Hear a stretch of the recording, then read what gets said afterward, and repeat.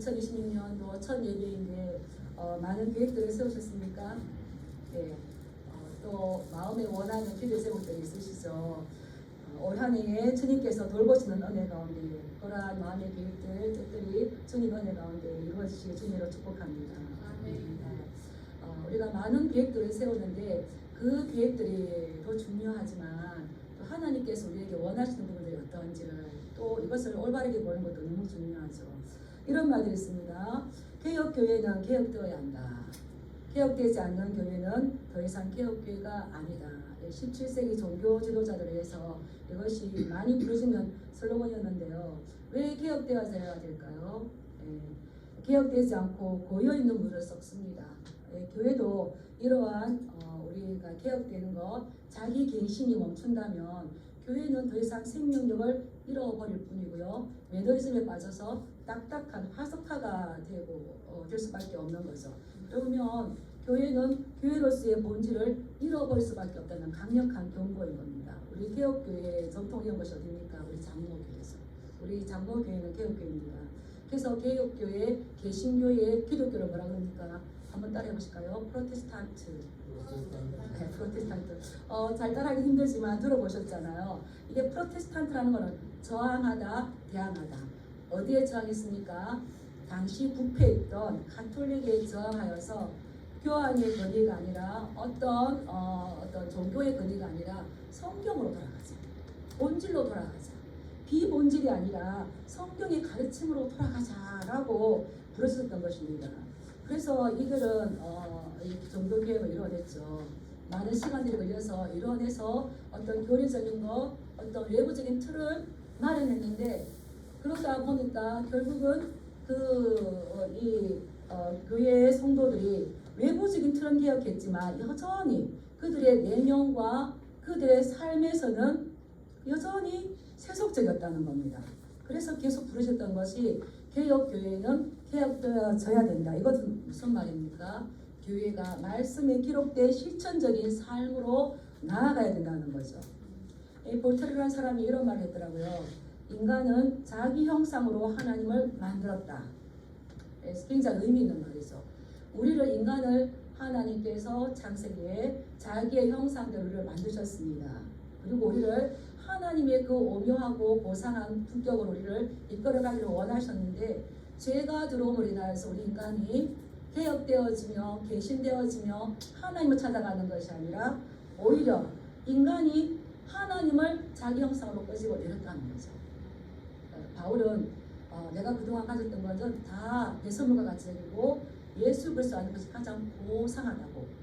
그러므로 해서 자기는 모든 것을 버리고 그리스도를 알고 그분을 따라가기 위해서 버렸는데 우리 어떻습니까? 이 고상한 것을 포기하고 하나님을 우리 수준으로 끌어내려버리는 이러한 어처구니 없는 일들이 생겼다는 겁니다. 그래서 그러하지 않기 위해서는 우리가 이 개혁이 어느 순간 한 번으로 끝나는 것이 아니라 계속적으로 지속적으로 일어나야 되는 겁니다. 무엇을 기준으로 일어나야 됩니까?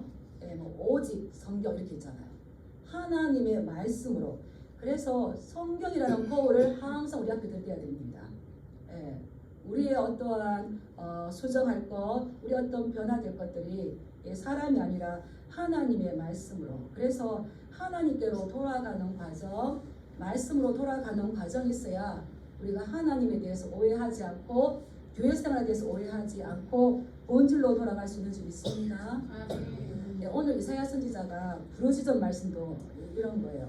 그래서 우리가 이 성경이라는 거울을 가지고 이사야가 부르짖었던 이 말씀을 보면서 2026년도에 우리의 삶은 우리의 예배자의 자세는 어떠해야 되는가를 살펴보는 것은 굉장히 또 의미가 있을 줄 믿습니다. 하나님께서 이 땅에 우주 만물을 만드시고 우리를 만드시고 하나님과 우리가 같이 교제하는 것을 하나님께서 기뻐하시는 줄 믿습니다. 우리 삶의 주인은 우리 스스로가 아니라 우리를 만드신 하나님이 우리 삶의 주인인 줄 믿습니다. 우리 생명의 주인인 줄 믿습니다. 그런데 이스라엘 백성들은 그러지 않았어. 우리 66장 1절 말씀 한번 읽어보겠습니다. 시작. 여호와께서 이와 같이 말씀하시되 하늘은 나의 보좌요 땅은 나의 발판이니 너희가 나를 위하여 무슨 집을 지으랴. 내가 안식할 처소가 어디야. 아멘. 이사야 선지자를 통하여서 하나님께서 말씀하시는 거예요. 선지자를 통하여서 여호와께서 이와 같이 말씀하시되, 하나님께서 말씀하시면 우리는 귀담아 들어야 될 점이 있습니다. 너희는 나오는데 여기 너희는 하나님께서 아주 부정적으로 보는 거죠. 우리는 하나님의 성전을 지었습니다. 하나님께 많은 제사를 드립니다. 그리고 하나님께서 안식할 처소가 우리의 성전입니다. 라는 거기에 빠져있는 사람들에게 말씀하시는 거죠. 하늘은 나의 보좌요 땅은 나의 발판인데 너희가 나를 위하여 무슨 집을 지을 수가 있겠는가? 어디를 나의 안식처로 줄 수가 있겠는가? 다윗은 사무엘하 7장에 보면 다윗이 자신이 백향목으로 만든 궁전에 사는 것을 너무 하나님 앞에 죄송해하면서 하나님의 성전을 지었으면 좋겠다 하는 그 마음을 나단 선지자에게 말했어요. 나단 선지자도 당신의 뜻대로 하옵소서 했는데 하나님께서 나단 선지자에게 말씀하시는 거예요. 네가 나를 위해서 어떻게 살 집을 건축하겠느냐? 건축하지 말라는 거죠. 우리 하나님은 하늘이 보좌로 삼으시고 땅을 발판으로 삼으시고 어디든지 계시는 분인 줄 믿습니다. 그러면서 말씀하시는 거예요. 내가 이스라엘 자손을 애굽에서 인도하여 내던 날부터 오늘까지 집에 살지 아니하고 장막과 성막 안에서 다녔거니와 내가 언제 나를 위해서 집을 지으라고 하더냐? 이렇게 말씀하시죠.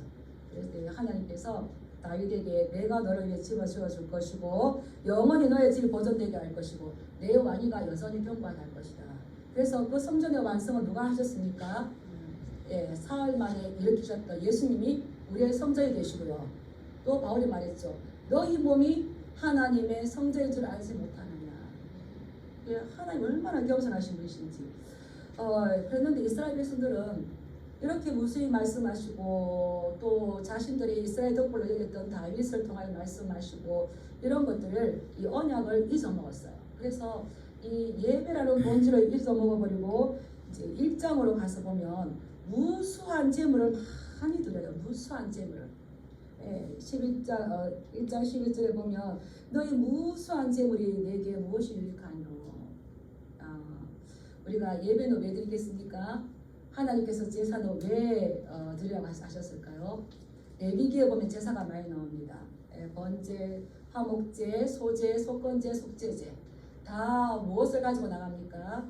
짐승의 피를 가지고 나갑니다. 왜 짐승의 피를 가지고 나갑니까? 우리는 절대 잊으면 안 되는 게 우리는 죄인이라는 거예요. 우리는 죄인이라는 자체를 잊으시면 안 돼요. 하나님이 이스라엘 백성들을 우리를 너무 만나고 싶어 하는데 죄인이 하나님 앞에 가면 죽을 수밖에 없어요. 그래서 내가 너를 너무 만나고 싶어 하는데 너와 내가 안전하게 만날 수 있는 장소가 성막이고 성전이고 그렇게 돼 반드시 피 흘림의 제사가 있어야 만날 수가 있는데 그 피 흘림의 제사를 드리면서 뭐 하겠습니까? 회개했겠죠. 나는 하나님 앞에 올 수 없었는데 하나님께서 이 제사를 통해서 나를 오게 하셨습니다. 그래서 번제를 드리고 소제를 드리고 화목제를 드리고 속죄제를 드리고 속건제를 드렸는데 이제 이들은 그러한 하나님께서 부르시는 예배의 본질을 잊어버리고 뭘 드리는 겁니까? 수한 제물을 드리는 거예요. 나는 순양의 번제와 살찐 짐승의 기름에 배불렀고 나는 수송아지나 어린 양이나 순년수의 피를 기뻐하지 아니한다고 말씀하시는 거예요. 근데 이스라엘 백성들은 무수한 제물이에요. 선지서에 계속 이것을 우리에게 고발해 줍니다. 그런데 안타까운 거 우리가 66장 이렇게 읽었는데요. 선지자가 1장에서 이렇게 부르셨던 이 하나님의 말씀이 66장에 와서 수정이 돼야 되는데 수정이 되었을까요? 그대로일까요? 이거 우리는 정말 거울 삼아야 돼요. 열심히 부르짖었지만 그들은 듣지 아니하고 이제 하나님께서 그들을 심판할 수밖에 없는 변화된 삶, 어떤 자신의 신앙이 개혁되거나 갱신되지 않고 화석화가 되어 있다는 겁니다. 그래서 너희의 무수한 재물들은 나는 이제 너무 무거운 짐이 되었고 그것을 받기에 내가 고비하였다. 피곤하였다. 이들이 왜 무수한 재물을 드릴까요? 왜 화려한 성전을 지었을까요? 이방 신들을 섬기던 그 모습대로 그대로 교회를 가져온 거죠. 고대의 우상들은 배가 고팠답니다. 배가 고파서 사람이 많은 재물을 드리면 그것을 먹고 배가 불러서 복을 줬대요. 그래서 이들이 하나님께서 우리를 하나님 형상으로 되었기 때문에 하나님께로 나가는 것이 아니라 그냥 인간의 형상으로 하나님을 생각하는 거죠. 그것은 무슨 말이냐면 자신의 생각하는 대로 하나님을 만들었다는 거예요. 그래서 그 결과가 하나님이 원하시는 예배를 드리는 것이 아니라 어떤 죄의 회개에 있는 것이 아니라 그런 회개를 하지 않고 종교적인 외식으로 많은 것을 드렸습니다. 과연 하나님께서 기뻐하실까요? 기뻐하지 않습니다. 이들이 왜 또 이렇게 했냐면 그들은 이방신을 따라갔지만 또한 그들은 하나님의 계명을 알면서도 고의적으로 하나님의 법들을 하나님 앞에서 어겼습니다. 그런데 기득권자들이 고의적으로 하나님의 계명과 하나님의 법을 어겼을 때에 그 피해는 누구한테 갈까요? 연약한 백성들에게 갑니다. 예, 우리 1장 13절에 보면 이렇게 나왔습니다.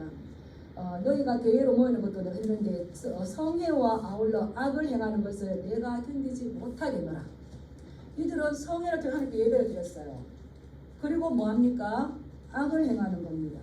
그래서 내가 14절에 그것이 내게 무거운 짐이라 내가 지기에 곤비하는데 이제 너희가 많은 기도를 할지라도 내가 그 기도를 듣지 않을 것인데 왜냐하면 15절에 보면 너희 손에 피가 가득하는 거죠. 무슨 피겠습니까? 연약한 자들을 압제하고 그들의 고열을 짠 그 피라는 겁니다. 이게 선지서가 계속 부르시는 거예요. 그래서 하나님의 공의와 정의를 이루어야 될 종교 지도자들, 기득권자들이 하나님의 법을 알고 계명을 알면서도 그 법을 어길 뿐만 아니라 그 손에 피가 가득한 그 대가가 자기들은 부여하겠지만 어떻습니까? 고아와 가부와 학대받는 자들을 위해서 그들은 신원하지 않았기 때문에 하나님께서 돌아오라고 회복하시는 겁니다. 그래서 더 이상 헛된 재물을 가져올 것이 아니라 너희 죄를 회개하고 너희의 삶의 태도를 바꿔라 이렇게 말씀하시는 거죠. 우리 1장 16절 17절 말씀 한번 읽어보겠습니다. 1장 16절 17절 시작. 너희는 스스로 씻으며 스스로 깨끗하게 하여 내 목전에서 너희 악한 행실을 버리며 행악을 그치고 선행을 배우며 정의를 구하며 학대받는 자를 도와주며 고아를 위하여 신원하며 가부를 위하여 변호하라 하셨느니라. 아멘. 스스로 씻으며 스스로 깨끗하게 하여서 하나님의 목전 앞에서 악을 버리고 그 행악을 거치고 선행을 배우라는 것입니다. 정의를 구하라는 것입니다. 하나님이 기뻐하시는 것을 열심히 배우시길 축복합니다. 그 율법을 배우는 거잖아요. 하나님의 말씀을 배우는 거잖아요. 그러하지 않을 때에 하나님께서 그들을 더 많이 기도할지라도 내가 듣지 않을 것이고 네가 손을 펴서 기도할지라도 내가 그 앞에서 나의 눈을 감아버릴 것이다. 더 이상 내가 너와 교제하지 않겠다는 겁니다. 그래서 이미 하나님께서는 하늘을 보좌 삼으시고 땅을 발판 삼으셨기 때문에 우리가 하나님 앞에 드릴 것은 없어요. 66장으로 가겠습니다. 66장 2절 말씀에 보면 나 여호와가 말하노라 내 손이 이 모든 것을 지었다. 우리가 다이아몬드를 열심히 벌어서 사서 하나님 앞에 드리면 하나님 기뻐하실까요? 이미 이 땅에 있는 모든 것들은 하나님의 것이죠.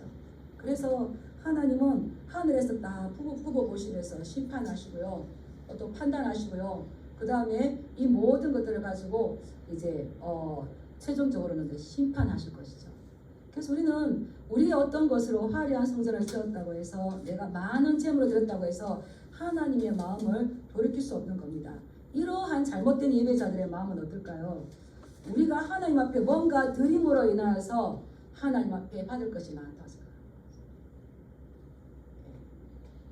내가 하나님 앞에 드리면 하나님께서 나에게 많은 것으로 채워주실 수도 있겠지만 채워주지 않으실 수도 있습니다. 우리는 하나님이 됐으니까요 이거 주세요 이러면서 자판기가 뚝 넣으면은 또 오는 것처럼. 근데 우리가 많이 기도했다고 해서 우리가 회개 기도했다고 해서 하나님 다 들어주실까요?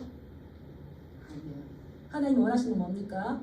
선행을 배우며 공의를 구하며 고아와 가구들을 위해서 신원하며 그들의 변호자가 되어서 자녀들이 약자들을 통하여서 그들을 보호함으로 인해서 하나님의 사랑과 하나님의 정의와 하나님의 공의가 무엇인지 이 땅에 실현하여야 되는 것이 이스라엘 백성들의 사명인 것처럼 2026년도에 우리의 사명인 줄 믿습니다. 예, 그러지 않으면 하나님께서 너희들의 제사를 어떻게 보느냐. 그러지 않고 무수한 제물을 가져오지 마라. 내가 너무 고역스럽다.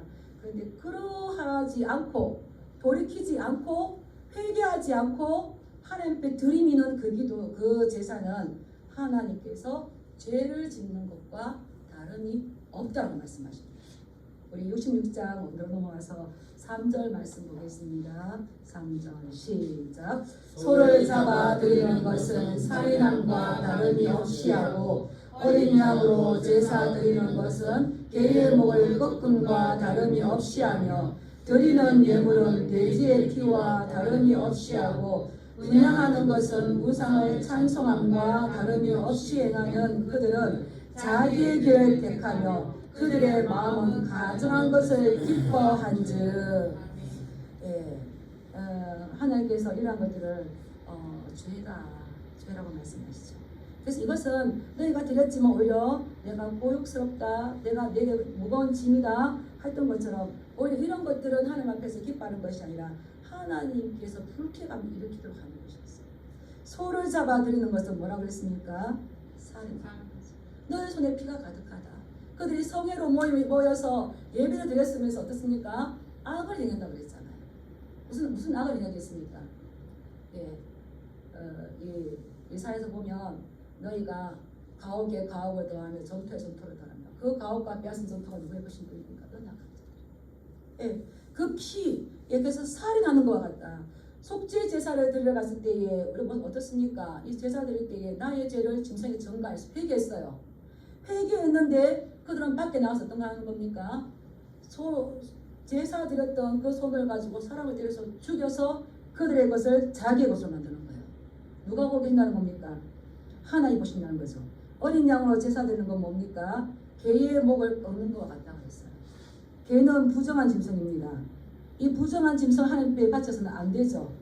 그런데 어린 양으로 제사 드리는 것은 개의 목을 꺾은 것 같다 했는데 이것은 하나님께서 말씀하지 않는 방식으로 하나님을 섬기는 겁니다. 성경에 기록되지 않는 방법으로 우리가 어떤 일을 해서는 안 되죠. 우리 어떤 이들의 모든 근본과 원인은 어디서 나와야 되는 겁니까? 교회에서. 그래서 요한 웨슬리가 우리가 하는 모든 것들은 성경에 의해서 검증되어져야 한다는 거죠. 성경에 의해서 검증되지 않는 것들을 행하는 것, 하나님께서 말씀하지 않는 방식으로 하는 거기 때문에 하나님께와 상관이 없는 것이고 오히려 이건 하나님께 죄가 되는 겁니다. 예물을 드리는 것은 뭐와 같다 했습니까? 돼지의 피와 다름이 없이 하고 하나님께서 참다가 정신을 못 차린 이스라엘 백성들에게 아주 너희들이 얼마나 역겨운 제사를 드릴지를 봐라라고 성경에 기록되었어요.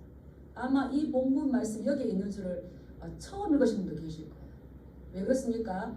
나에게 좋은 말씀, 유익한 말씀만 있었지 이 양면성 보지 못했던 거죠. 사랑이 하나님이시지만 공의와 정의의 하나님이실 믿습니다. 우리 지금 오해를 하는 거예요. 오해를 하는 거예요. 그래서 예물을 드리는 것은 이 돼지 피, 돼지도 부정한 짐승이잖아요. 돼지의 피로 드린다는 것은 하나의 돼지를 먹지 말라 했는데 그 예물 드리는 것처럼 드리는 그것이 돼지 피처럼 하나님 받으셨다는 것은 하나님을 두려워하지 않고 얼마나 경건하게 내가 이 제사 드리니까 하나님 받으세요. 아닙니다. 그래서 우리의 예배는 하나님께서 받으시기에 향기로운 제물이 되지 않습니다. 그러기 위해서 우리 어떻게 해야 될까요? 토요일 날 우리의 마음을 준비하셔야 돼요. 준비해요, 준비. 그래서 토요일 날 너무 멀리 가지 마시고 너무 세상적으로 취하지 마시고 주일을 예배를 잘 드리기 위해 준비하시고 축복합니다. 예, 그리고 너희가 분향하는 것은 우상을 찬송하는 것과 다름이 없다. 이들은 겉으로는 하나님을 제사했지만 그들의 내면 속에서는 하나님을 무시한 채 그냥 동물만 잡아서 드리는 이 제사를 하나님께서는 더 이상 받지 않았다는 겁니다. 우리 마찬가지죠. 아무리 그 사람이 큰 선물을 준다 할지라도 마음이 없이 어떠한 거래적인 것, 어떠한 나에게 뭔가 얻기 위해서 큰 선물을 줘요. 기쁘게 받으시기 바랍니다. 절대 받으시면 안 되죠. 이번 주에 지난주에 제가 이거 외우세요 했던 것이 하나님 저로 하여금 원수들의 진수성찬을 먹지 말게 하옵소서. 너무너무 중요한 말씀입니다. 이게 지금 어떤가를 모르고 진수성찬에 참여했다가는 같이 걸리는 거죠. 그래서 우리는 큰 선물이 아니어도 하나님은 이렇게 우리에게 말씀하시는 거 우리의 무엇을 원한다는 겁니까? 너희의 중심, 너희의 마음.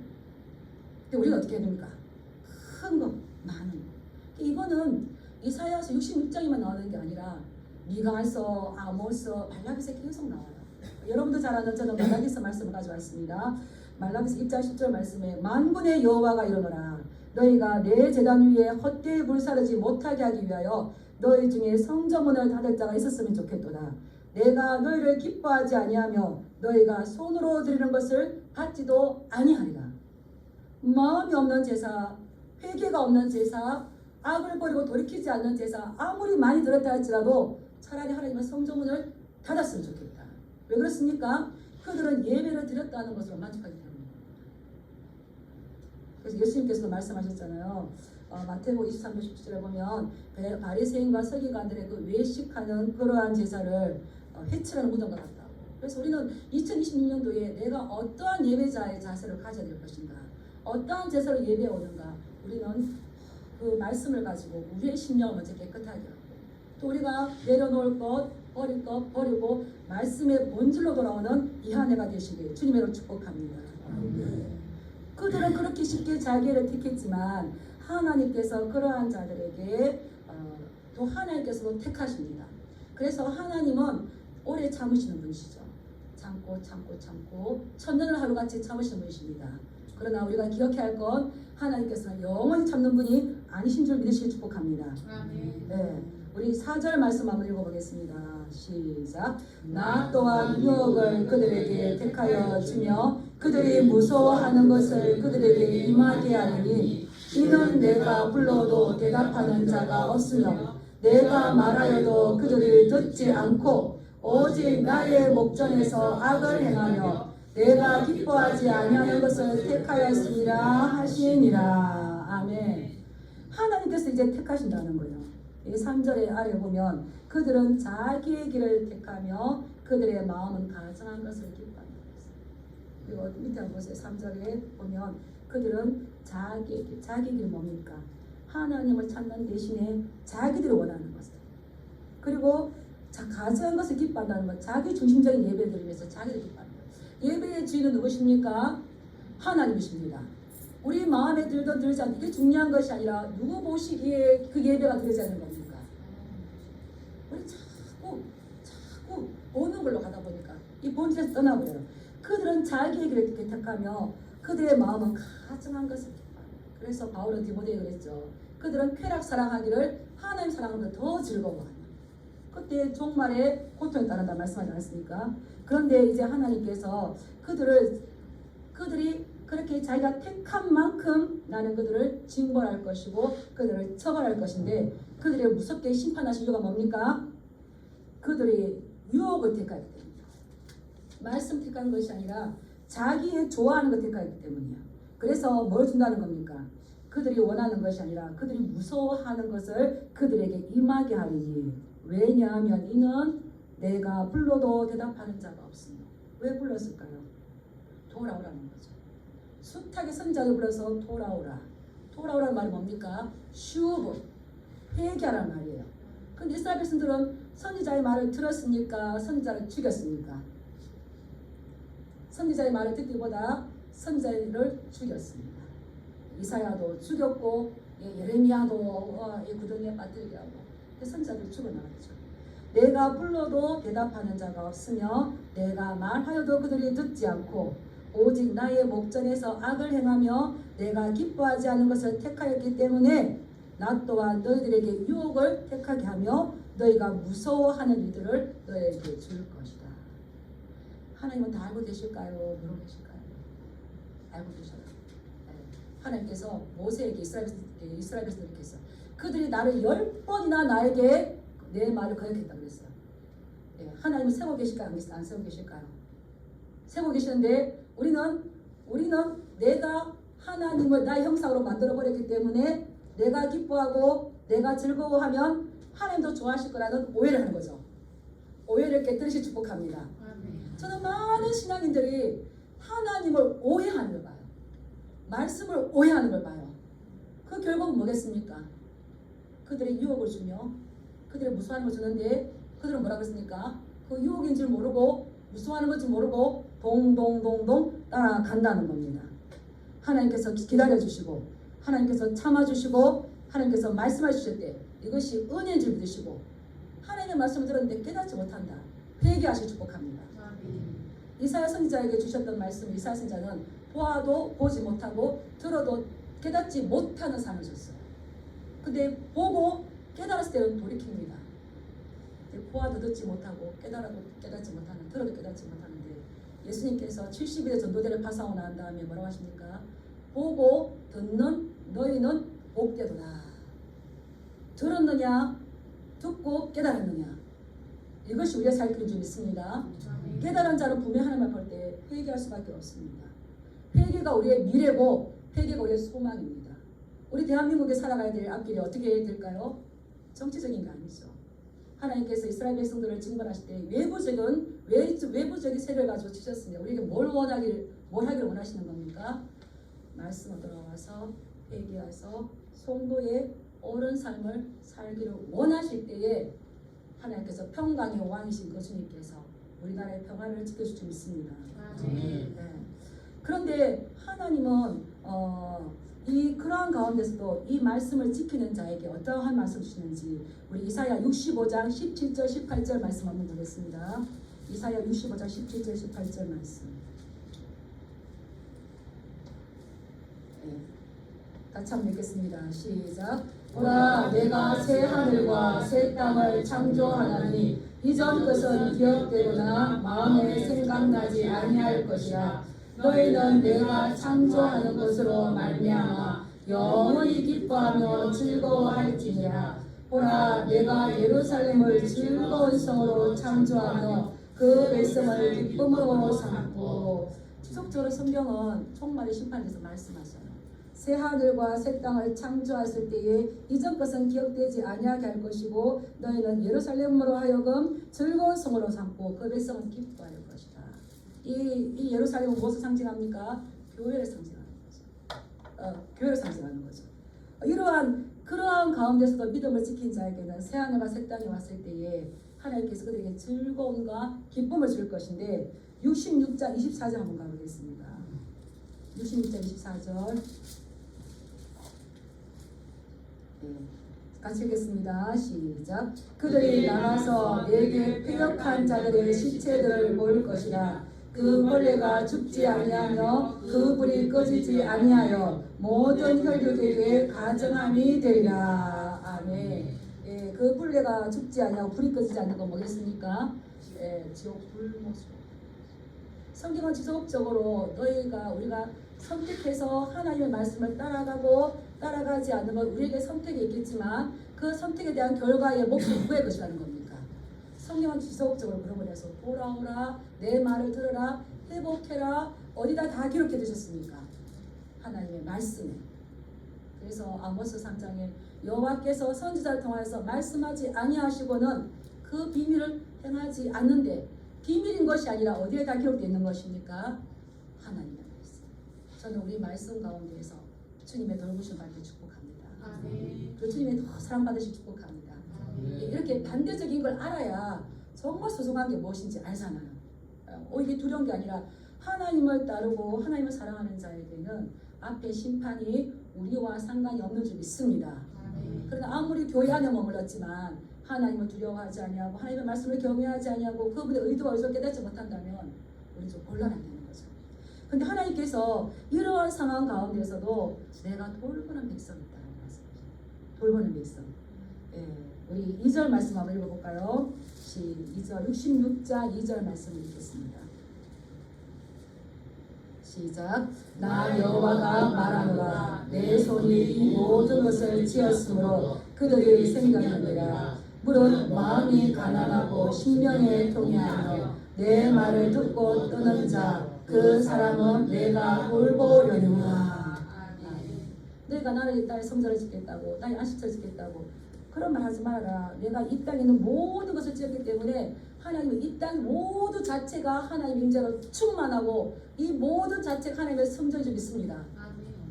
그런데 너희가 알아야 될 것은 내가 주목하는 사람입니다. 너희가 성전 지었다고 주목하는 것이 아니라 정말 내가 주목하는 사람이 있는데 누구냐? 물은 마음이 어떻게 하고요? 마음이 가난하고 심령이 어떻게 해요? 내 말을 듣고 떠난 자.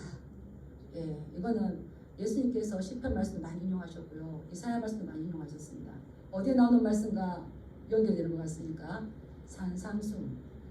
심령이 가난한 자는 복이 있으며 애통하는 자는 위로를 받을 것이고, 예, 하나님 말씀을 듣고 떠는 자 온유한 자죠. 그래서 하나님께서는 돌보시기 원하시고 우리 돌보심 받고 싶잖아요. 얼마나 앞으로 더 어려워질 건데 하나님의 돌보심이 너무 필요하잖아요. 하나님의 돌보심을 사모하시는 분들 아멘하시기 축복합니다. 예, 근데 어떠한 자를 돌보시는지 우리가 알아야지. 오해하지 말고 내가 좋아하니까 하나님도 좋아하실 거, 이거 오해잖아요. 하나님은 말씀의 기준으로 우리에게 말씀하시고 있습니다. 예, 어떤 사람이냐? 첫 번째, 마음이 가난한 사람입니다. 예, 마음이 가난하다. 그래서 이게 마태복음 예수님께서 산상순에 심령이 가난한 자. 가난하다는 건 마음이 겸손한 거죠. 그래서 이 마음이 가난하고 겸손한 그 마음이 깨끗한 자 하나님께서 기뻐하시는 겁니다. 그래서 하나님께서 구하시는 제사는 상한 심령이라고 말씀하지 않았습니까?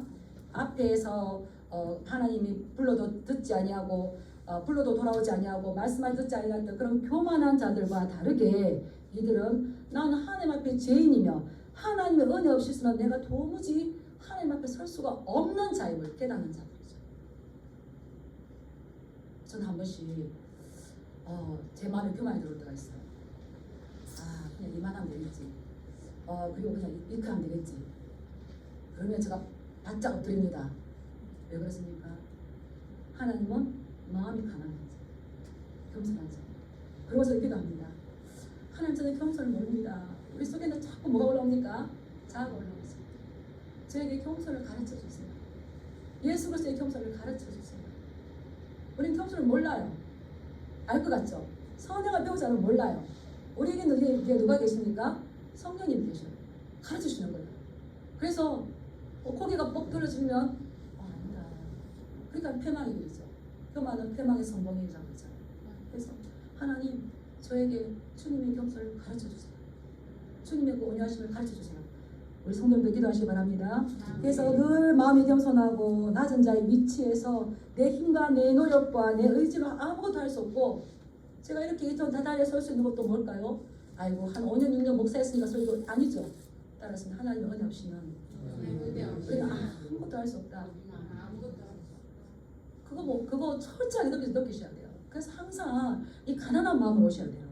그럴 때에 하나님께서 그를 돌보아 주신다고 하셨던 겁니다. 두 번째, 하나님은 누구를 돌보아 주시는 겁니까? 심령에 통해하는 자. 이게 상한 심령을 말해요. 이거는 심령에 통해한다는 것은 니케라는 말이 있는데, 이것은 어디에 쓰였냐면 사무엘하 4장 4절에 보면 머비보셋이 이제 사울과 요나단이 죽고 난 다음에 그 유모가 머비보셋을, 어린 5살 된 머비보셋을 품에 안고 도망을 가요. 이 아이를 살려야 됩니다. 근데 가다가 급하게 도망가다가 이 아이를 품에서 떨어뜨려 버립니다. 바닥에 팍 떨어져서 다리를 다쳐서 평생 다리를 절개 만납니다. 그게 뭐겠습니까? 상했다는 거죠. 외부의 환경에 의해서 엉망진창이 되고 두들겨졌다는 거죠. 그리고 머비보셋은 평생 이 전원 다리를 가지고 살아겠습니다. 근데 놀라운 위로가 있지 않습니까? 하나님께서는 통해하는 자를 돌보시는 거예요. 우리가 평생 통해하는 마음이고 평생 애통하는 마음이고, 그런데 눈물이 마를 날이 없지만 요한계시록에 예수님께서 우리를 마지막 날에 모든 눈의 눈물을 씻어주실 건데, 난 눈물 없이 보송보송하게 나를 위해 사는 게 좋습니까? 눈물을 흘리더라도 주님 생각하며 주님의 위로 가운데에, 주님의 생명사기 가운데에 주님의 돌보신 가운데 있는 것이 낫겠습니까? 아이고 목사님 그래도 한번 겪어봐요. 힘들어요. 저도 겪어봤어요. 근데 말씀 붙잡아서 말씀 붙잡아. 그럴 때 하나님께서 임마누엘로 그 상처난 그 상한 마음, 그 깨진 마음 가운데 상한 10년, 하나님께서 구하시는 제사는 상한 10년이라. 우리 인간들은 멸시하겠지만 하나님은 멸시하지 않는다고 했어요. 그래서 우리가 진정으로 가져야 될 것은 이 상한 10년. 그래서 내 형편은 괜찮지만 내 형편이 괜찮다면 또 어떻게 되겠습니까? 이웃을 위해서 울어줘야 됩니다. 연약한 자들을 위해서 울어줘야 됩니다. 제 친정엄마가 그러셨어요. 우리 가정을 위해서 내가 울 게 없는데 삼촌의 가정을 저렇게 눈물이 난다. 따라서 이 세대 가운데 하나님의 마음으로 대신 울어줘야 될 사람이 필요하다. 지난 한 주간 하나님의 나라 때문에 지체 때문에 연약한 자들 때문에 울었습니까? 내 형편 때문에 울었습니까? 사실 그때 딱 끊고요. 내 형편 때문에 우는 것보다 정말 울어줘야 될 그 지체를 위해서 울었을 때에 하나님 우리를 은혜의 강가로 인도하신 줄 믿습니다. 그건 뭐예요? 그럴 때에 평생 이 다리를 질질 끌고 간다 할지라도 중심으로 통해하는 자를 하나님께서 구원하시기 때문에 자기 회개하고 눈물을 흘렸을 때에 우리 눈에 눈물 닦아주시며 우리 자신을 성화의 길로 인도하시는 줄 믿습니다. 네. 그리고 세 번째는 따라했습니다. 나의 말을 듣고 떠는 그 사람은 내가 돌보려니와. 이 세대는 하나님의 말씀을 듣고 두려워하지 않아요. 왜냐하면 내가 만든 하나님을 믿고 있거든요. 내가 만든 신을 믿고 있거든요. 그런데 하나님은 분명히 말씀하셨어요. 돌아오라, 회복하라, 버리라고 했을 때에 그것을 하나님의 말씀인 줄 알고 두려워 떠는 것보다 나를 살리신 생명의 말씀이구나 기뻐 떨었을 때에 또 두렵고 떨림으로 떨었을 때에 그 사람을 하나님께서 돌봐 주신다는 겁니다. 그래서 우리는 제사를 드리고 예배사로 나갈 때에 어떤 우리가 예배 형식이나 어떤 우리 외부적인 게 있는 것이 아니라 겸손과 회개가 우리의 미래이며 하나님께서 기뻐 받으신 줄 믿습니다. 진정으로 겸손하고 회개할 때에 주님께서 우리의 삶을 돌보아 주시는 줄 믿습니다. 예, 우리 66장 5절 말씀을 한번 가보겠습니다. 66장 5절 시작. 여호와의 말씀으로 말미암아 떠난 자들아 그의 말씀을 들을지어다. 이르시되 너희 형제가 너희를 미워하며 내 이름으로 말미암아 너희를 쫓아내며 이르기를 여호와께서는 영광을 나타내사 너희 기쁨을 우리에게 보이시기를 원하노라 하였으나 그들은 수치를 당하리라 하셨느니라. 하나님께서 다시 말씀하시는 위로를 주시는 거예요. 누구에게 위로를 주십니까? 여호와의 말씀을 인하여 떠난 그들을 위로하십니다. 그러나 여호와의 말씀을 떠난 그들을 그 성전의 어떤 기득권자들, 종교 지도자들, 그들의 어떤 자기들의 권익을 가지고 하는 자들 어떻습니까? 이 떠난 자들을 무시하고 미워하고 쫓아낸다는 거예요. 떠난 자들아 그 말씀 들을지어다. 너희 형제가 너희를 미워하며 내 이름으로 말하며 너희를 쫓아내면서 하나님의 영광이 너희에게 함께 하시니까 하나님 너희 기뻐하실 거니까 잘 살 거야. 이렇게 비아냥거리지만 하나님께서는 처음과 나중에 다 지켜보신 주님께서는 그 수치를 누구에게 준다는 겁니까? 비아냥거리고 잘난 체하고 교만했던 그들이 그 수치를 당할 것이다. 우리가 믿음으로 승리하실 축복합니다. 그러고는 뭐냐면 6절에 보면 떠드는 소리가 성읍에서부터 들려오며 목소리가 성전에서부터 들리니 이는 여호와께서 그 원수에게 보응하시는 목소리입니다. 그래서 심판은 어디에서부터 주어집니까?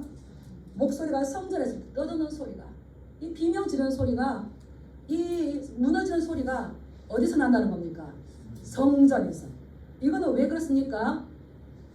하나님의 말씀을 떠는 자들을 핍박했던 그들에게 하나님께서 보응해 주시는 거죠. 그러므로 해서 원수 갚는 게 우리에게 있으니까 하나님께 맡게 되는 겁니까? 맡기는 거죠. 그래서 계속적으로 하나님은 하나님의 말씀을 들었을 때 이것이 생명의 말씀이고 이것이 엄연한 하나님의 말씀이고 그 말씀에 순종하고 그 말씀 외에는 그 말씀이 아니면 결코 나는 아무것도 하지 않겠다. 그 말씀이라면 내 생각과 다르지만 그 말씀을 순종하겠다는 그들을 끝까지 보호하시고 이것이 우리의 비전이 되실 축복합니다. 그럴 때 하나님께서 반드시 보호하신다는 건데 새하늘과 새 땅이 올 때에 하나님께서 우리의 마음에 즐거움을 주시나 새하늘과 새 땅이 올 때 그들은 심판을 받아서 타지 않는 꺼지지 않는 그 불 가운데 고생할 건데 2020년 동안 지혜 있는 자는 이 말씀을 듣고 분별해서 하나님께서 기뻐하는 것을 선택할 수 있습니다. 네, 그러한 저와 여러분들이 주님의 이름으로 축복합니다. 네, 기도하겠습니다.